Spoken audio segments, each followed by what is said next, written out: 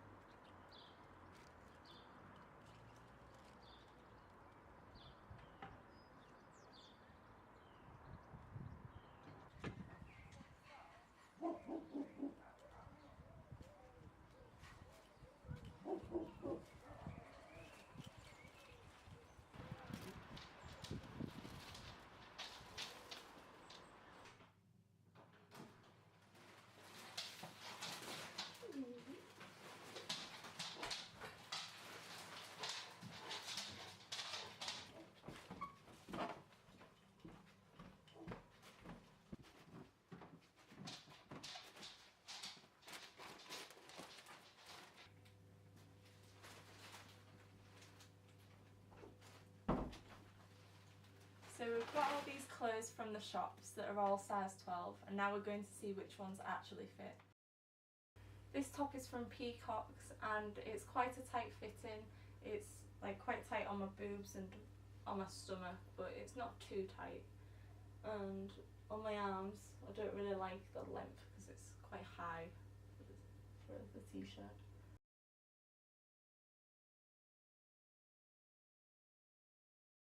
This top is from Primark and it's quite tight on the arms, but really baggy around the stomach, which is what I like.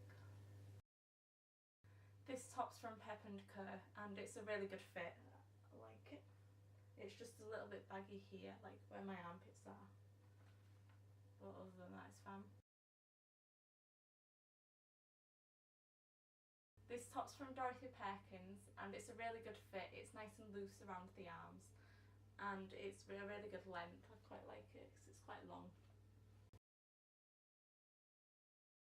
This top is from New Look and it's a lot tighter. It's really tight around the arms, but it's baggy like near where my armpits are, and it's quite tight fitting around the stomach and on my boobs as well.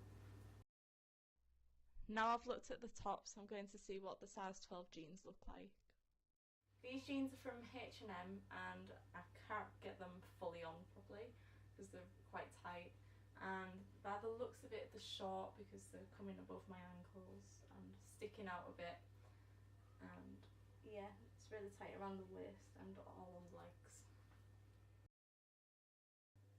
These jeans are from Peacocks. They're a better fitting, they're a bit baggy there around the waist, and at the bottom they kick out a bit, they're not really skinny, they look a bit dodgy. These are jeggings from New Look and they're really tight, but they're quite a good length, but I really struggle to get into them. These jeans are from Primark and they're a really long length, but they're a bit baggy on the crotch. These jeggings are from Dorothy Perkins and they're ankle grazers and they're a really good length, and they're quite a good fit around the legs, and they're just a bit baggy on the waist. These jeggings are from Pep & Co and they're really tight. Again, I struggle to get them on over my bum, but the waist is still a bit baggy and they're a good length. So earlier I tried on clothes from different shops and I'd say the best one was Dorothy Perkins for size 12. A lot of the jeans didn't really fit properly, and I think the best fitted top was from Dorothy Perkins, and the jeans were the closest fit but they weren't exactly perfect. I always find it really hard to find jeans that actually fit me. Usually I have to buy size 12 jeans and sew the waist in if there's no belt loops or anything like that, and because if I get size 10 then the legs are usually too tight, so it's quite stressful whenever I have to buy clothes. And I never buy clothes online for this reason, because it's so hard to find clothes that actually fit. Even though I know I am a size 12, all the measurements are wrong in different shops, and I know a few people who they don't like buying clothes that are higher sizes than they know what they are, because that upsets them, upsets their self-esteem.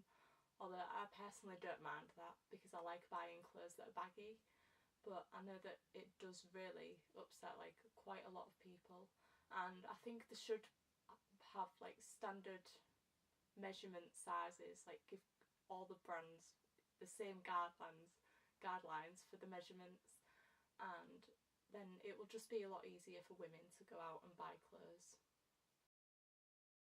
I personally brought a top at H&M, and when I took it back I said it's just too small, and they said, oh, well, all our sizes are small. I thought, well, if it's a standard 14, shouldn't it be a standard 14? Like, on the basis of clothes sizing, do you get many people coming to talk to you about body confidence and self-esteem issues and stuff like that? Body dysmorphia, ladies generally, very generally, who will sit here in the heat of summer with a big thick coat on and all wrapped up so you can't see their shape and sizes. Self-esteem and self-confidence born out of, did they have the right clothes, shoes at school, you know, the right brand names, or were they bullied because their parents couldn't afford the right brand names and things like that. And eating disorders is perhaps a consequence of that self-esteem and that self-confidence. And what advice would you give to any women who seem to be obsessed with the sizes of clothes? I think it's learning to find out what started that obsession and unpicking it backwards to find out where that obsession with their size started and why. What was the root cause of it? I think that's the place to start. And then see if they'll alter their own way of thinking accordingly. So what advice would you give someone if they had body dysmorphia or like a self-body issue? What advice would you give them in regards of getting support and help? There's a number of support helplines, aren't there, that you can get via the internet now and things like that. And also they can ask for the support from friends and family to work with them side by side, going on their journey to try and change how they think about things.